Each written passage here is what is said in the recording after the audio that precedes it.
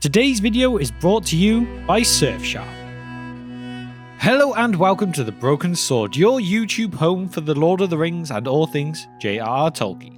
In today's video we look at the Father of the Year, Denethor, Steward of Gondor.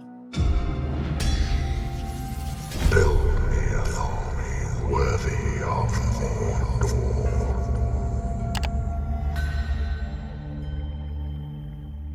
Denethor II, the only son to the 25th Steward of Gondor, Ocpfletcher, came to a sorry end, and at his own hands, no less.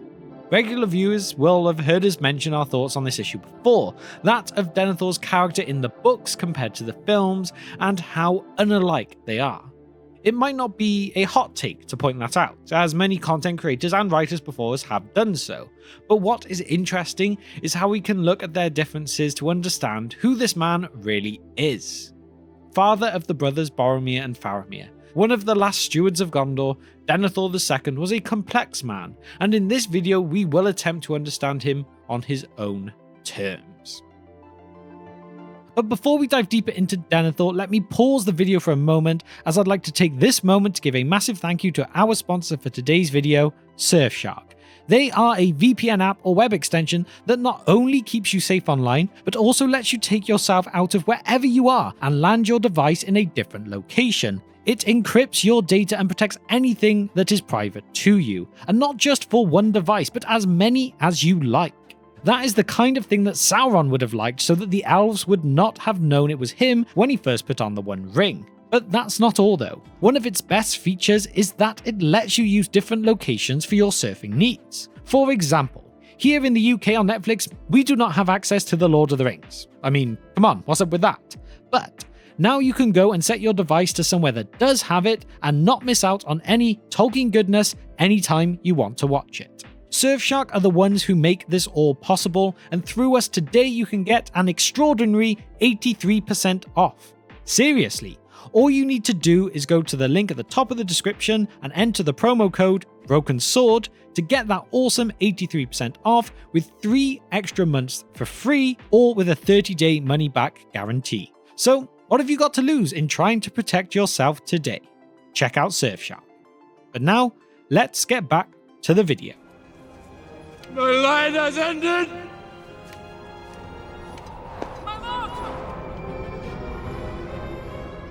We can understand Denethor a lot by understanding his sons, Boromir and Faramir. The men we come to meet at different points in our journey have traits of their father.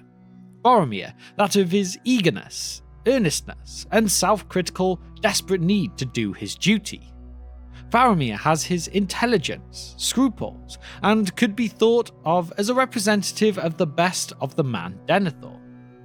Boromir inherited his more negative traits though, assertiveness, determination, and iron will, but the virtues can be and are often put to the needs of vice. The Faramir of the film has also been criticised, as he orders his men to not kill anything without purpose, to say nothing of his bait and switch, or we'll kill your monster friend we get in the film. When you compare this to the books, it does feel quite un-Faramir-like. Faramir and Boromir have the same dream, a dream with a prophetic message which gives us the famous lines, "Reforged shall be the sword that was broken." Wary, Denethor is cunning and artful, perceptive of the mind of the men around him, and he holds a grudge. As Gandalf tells Pippin, few can deceive Denethor, and it is dangerous to try. So who is the real Denethor? Born in 2930 in Minas Tirith, he was the only child of the 25th Steward of Gondor, Ocpfletcher, as we said earlier, and though he is played as a villain in Peter Jackson's The Return of the King, the missed opportunities to explore his moral complexity and the struggles of a man who sleeps in his chainmail is one that is sometimes sorely missed. But we'll look at the book for a moment to see how Tolkien describes him. Denethor succeeded to the stewardship in 2984, being then 54 years old. A masterful man, both wise and learned beyond the measure of those days, and strong-willed, confident in his own powers, and dauntless. He was proud, but this was by no means merely personal. He loved Gondor and its people, and deemed himself appointed by destiny to lead them in this desperate time. It is possible that filmmakers felt that audiences would not identify with Denethor if he had been portrayed properly, and that in a series where the villain is an abstraction and acting at a distance, it was often necessary to put our heroes in more immediate peril by bringing the threat closer to home, such as with Boromir's change in the Fellowship of the Ring, or of course the way Denethor is in The Return of the King. Denethor's early life was a sad one.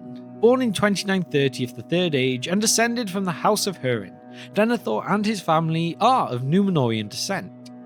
As Gandalf tells Pippin, the blood of Westernesse ran true in his veins, more than most living men at that time. He is long-lived and keen of sight. His life is a tragic one, and some of that tragedy is important to his ending, and by cutting that out and removing some of the important context, Denethor does not come off as a formerly great man with good intentions. No, he comes across as a petulant and short-sighted aristocrat with no taste for battle, though he is perfectly willing to send others to die in his stead while he sits back and, murders a tomato. Denethor married Finduilas of Dol Amroth in 2976, and 2 years later a son was born, Boromir. And then 5 years after that, a second son came, Faramir. In 2984 of the Third Age, he succeeded his father as the ruling Steward of Gondor, where he would see many of the most turbulent times ever to face his country. In that time, he ruled wisely and ably, in the face of the danger facing his country. But we must be clear, Denethor is proud, haughty, and not keen on being slighted. When he says to Gandalf how with one hand he would use him to shield himself against Mordor, and with the other he would seek to supplant him, he is not entirely wrong. Gandalf at that time had already broached the return of the king. Though Denethor rejects Aragorn's claim, he is of Isildur's line, so it is hard to do so. But nothing seems enough to match what it would take for Denethor to accept a king of Gondor to supplant him. It is because of this old enmity between him and Thorongil, who was of course a young Aragorn in disguise, and who had been much like a son to Denethor's father, which is ironic when you consider how Denethor would treat his own two sons. The reason for this is the resemblance the latter bears to his mother, Denethor's wife, whose death is in part laid at the good steward's feet, not least of all for his use of the Palantiri, despite his suspicion that it had fallen into enemies' hands. When Denethor's wife Finduilas died in 2988, she was but 38 years old, a tragic loss of potential time nearly unheard of for someone of the blood that was of Númenor. This hit the good Denethor hard. Now let us be clear, he is not necessarily a good guy in the broad scheme of things, but he is far less of a cartoonish, mustache-twirling villain than he is a formerly great man and noble ruler who has been driven to the ends of despair by the times he would live through. His story is more tragic than was able to be shown in the films, and he is one of the most hated characters to appear in those films, while in the books he is, while not being perhaps a good guy like I said, certainly not a true villain. When we first meet him, Gandalf and Pippin enter the Giant Hall, and in the hall is an ornate but empty throne. Denethor sits in a plain chair, and by paying attention to his response to disheartening news and loss of hope, and that of Theoden of Rohan, by contrast, we get the lesson Tolkien was attempting to impart on the true qualities of leadership. In his small, plain chair, the older man with regal bearing holds in his hands two halves of Boromir's horn, cloven in two. He is in the grip of despair and bordering on hopelessness when Gandalf and Pippin arrive. Denethor II had long warred with Sauron at this time. He was reaching his wit's end. Some background here will go a long way though. Shortly after Denethor's 21st birthday, Sauron revealed himself to the world as Orodruin exploded into flame. And roughly the same time as this, a stranger from the north comes to Gondor. A stranger named Thorongil. With this, of course, being the young Aragorn, like we mentioned earlier, who travelled here after serving under Theoden's father Thengel, now coming to serve Denethor's father Ecthelion. In his time there, he became a hero to the people, and we are told, dearer in heart to the king and people than the son was to the father, coming to be ever his chief advisor and believed to be a rival to the stewardship. This also gives Denethor no end of stress. Not only is the Dark Lord assailing the entirety of his civilization and on the verge of conquering the world, he is going to lose his seat to someone that he doesn't even know. Our first meeting shows that he has the broken horn of Gondor in his hands, and he tells us that he heard it sounded 13 days earlier, but afterwards, with it washed ashore, it was cloven in two. Like in the film, Pippin describes how Boromir died, how his courage saved him and Merry, and it was with great feeling and emotion that this fact drives Pippin to lay his sword at Denethor's feet and pledge his loyalty, to which Denethor accepts. To compare the characters of the Fellowship with Denethor, who, while not a character intended for readers to agree with, is absolutely a character with whom the readers can further understand the effort and hardships inflicted on the world by Sauron. The scene where Pippin lays his sword at Denethor's feet is a parallel of a similar scene that plays out between Merry and Theoden. The relationship between them, Merry and Theoden, and Pippin and Denethor, is a great contrast in personalities, and what we see repeatedly is the willingness of Theoden to lead his men from the front, while, as we've mentioned, Denethor is clad in chainmail, but not in any real dangers. Not from outside the walls, anyway. His true enemy has become a part of himself, which seems a power of Sauron that is most subtle of all others. The threat of Sauron has been constant and relentless for many years, and Denethor stood up to that great evil and did not back down. He stared as stubbornly on the foul will of the Dark Lord and did not flinch any more than he would have had he been attacked by Pippin.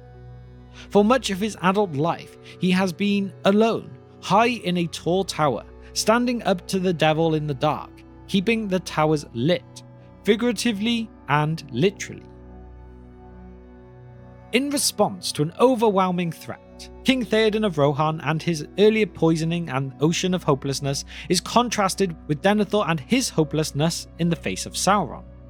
While the men of Númenor came to fear death, it is death they cry as the Rohirrim march into the fields of Pelennor. Theoden is confused, frightened, and this tells us all we need to know. Theoden King willing to go against all odds and risk it all for hope. Whereas Denethor, a pale reflection of who he once was, a man whose son died while he was in the throes of despair.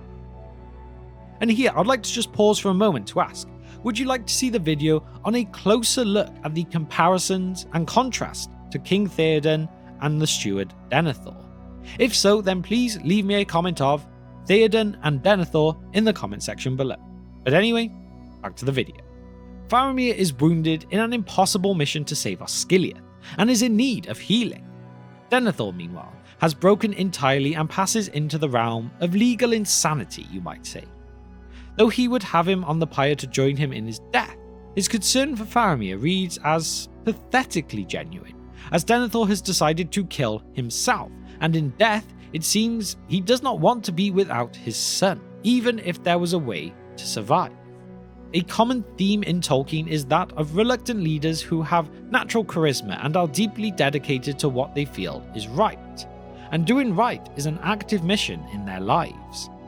For Boromir and Faramir both, this is true, but we must credit the tutelage of his father to the extent his sons were both of them men of honour, despite Boromir's failings at the last moment. Though he has been stern and serious for his entire adult life, a man who laughs not often was still a competent and capable leader for long years, and even his people could sense there was a great weight upon him, perhaps a public, unconscious awareness that the shadow was on their doorstep, and this is no mere shadow, but the shadow, the Dark Lord Sauron himself, and Denethor was the one protecting them, the black foe of the world set against the Lord of the White Tower in a struggle of will. And yet it is, as Tolkien said from his collection of letters, how if you try to use the ring to defeat Sauron, all you succeed in doing is creating more Saurons to replace him with. Though Denethor doesn't literally have the ring, he has other weapons that Sauron may use too. Denethor's usage of the Palantir was in a way not too different than glimpses of the truth, cast in ways that made them seem more dire or cast from different perspectives, so ingrained that it is literally a question of seeing one and believing them to be another person. As is the case when Denethor spies the standard of the Corsairs and loses heart, this being an obvious sign that their doom has come. Yet, the boat is not manned by the Corsairs, but by Aragorn. The different perspectives have correspondingly different responses as well. Whereas Denethor sees the ship and thinks judgment is upon them, the hope is gone. You have Eomer, who has just watched Theoden King die beneath his horse, and for a moment the sails of the Corsairs of Umbar approach too. But when he keeps watching, it is revealed to be Aragorn. Hope fills him anew, and his battle lust was in him again, and he would make great and terrible slaughter of his enemies that day. It was doom Denethor witnessed, and his supplanting. Both were true, though he is in such a state that what inspires hope in others only drives him to further despair. That Sauron was able to get into his mind and cause reason for doubt and second guessing of his every decision, he effectively crippled him as a leader in a time when his people desperately needed one. Denethor must have guessed that Ethel Stone was in evil hands, and risked contact with it trusting his own strength. But his trust was not entirely unjustified. Sauron failed to dominate him and could only influence him by deceits. Saruman, however, fell under the dominion of Sauron while Denethor remained steadfast in his rejection of Sauron, but was made to believe his defeat was inevitable and so fell into despair. The reasons for this difference were no doubt that in the first place Denethor was a man of great strength of will and maintained integrity of his personality until the final blow. One of the great scenes of The Return of the King is the scene where Faramir is being interrogated by his father and is wary of saying too much. Before speaking, he glances at Gandalf for a split second, and his father catches it, that mere glance, and this irks him to no end. Some context explains why Denethor is not too fond of seeing Gandalf in his hall, as we must look at the matter from his perspective, accept him on his own terms. As said earlier, he believes Gandalf works to supplant him with Aragorn. It is a cold enough reasoning, but not entirely wrong. Gandalf has come to Denethor and the great white city of Gondor, Minas Tirith, in the aftermath of the Battle of the Hornburg, a victory which gives the heroes a reinvigorated sense of hope and purpose. The sad thing is, as well as Peter Jackson conveys some of Tolkien's themes, that of hope for example, it lacks the profound example Denethor provides as what happens to a man when drained of love, of hope, and filled with the fear of change, hate for the moment, longing for a previous time, a time that was not so enjoyable in itself. The further issue is that by making Denethor into a more black and white bad guy, what we get in the end lessens the impact of the lesson we would have otherwise have had by way of these great contrasting characters of Theoden and Denethor. By the time of his death, Denethor, son of Icthelion, had declined, but his descent was a gradual one, and it is more tragic still for the heights from which he fell. With a mind as sharp as the blade he wears in his sleeping bed, what might have come from the man had he lived in a time of peace can only be guessed at. The might of that man had raised two great sons. You had Boromir's bravery and Faramir's kindness, each in their way and in turn their best qualities. Intelligence, bravery, consideration, and curiosity have moulded them into men of stern stuff. The ring was able to corrupt Boromir, who was an otherwise honourable man, and in his death he urges Aragorn to go to Gondor and save his people.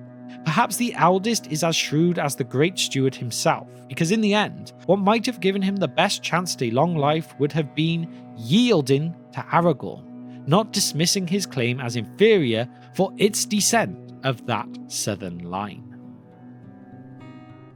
So there we have it, a look at the great Steward Denethor and how his life showed that he was a great man who simply had an almighty fall from grace. In the end, it may be best we dismiss the actions and reasoning of the cinematic counterpart to Tolkien's Shakespearean king, even though John Noble remains the image of that man when he comes to mind. The failure of the character on screen is in spite of the great casting choice, and again, the film version serves a different narrative purpose, and really in that way is just entirely different. As a villain, in that function, it works well enough, but it is not the same. Denethor from the books was truly a great man deep down. I mean, very few could contend with the will of Sauron through the Palantiri like he did for such a long time, for example. As to which is better though, that's not our judgment to make today. Denethor is a man with both good and evil in him, as few men are comprised entirely of one or the other. The film does not take the time to realise the complexities of his character in the deepest ways possible, most likely just due to a lack of time to do so. It is unfortunate that such a great talent was portrayed as almost a comic book villain of the week instead of the deeply conflicted, highly original and vastly underrated character who is Lord Denethor, ruling Steward of Gondor. With that now though, it is time for my question of the day, which is, what do you think of Denethor's portrayal in the movies? Do you like it, or do you think it let the character down? Let me know your thoughts and opinions on this in the comment section below. And now to shout out our patrons. You guys have been incredible in supporting our short film, and we cannot thank you enough. We have the Divine Power tier members of Kevin and Abram, the Fire Demon tier members of Nashith and Gregory, and the Wizard Staff tier members of John, Andrew, Jennifer, Hunter, and David too. Every single one of you is a true legend of the Brohirrim. And once again, massive thank you to Surfshark for sponsoring today's video. Do not forget to check out that link in the description below. Finally, if you have managed to reach the end of the video with me today and you are enjoying what you see on the channel, please hit that subscribe button with the bell icon too, so that you can be notified of all future uploads. And so, thank you for spending just some of your time with me today, and I will see you next time on The Broken Sword.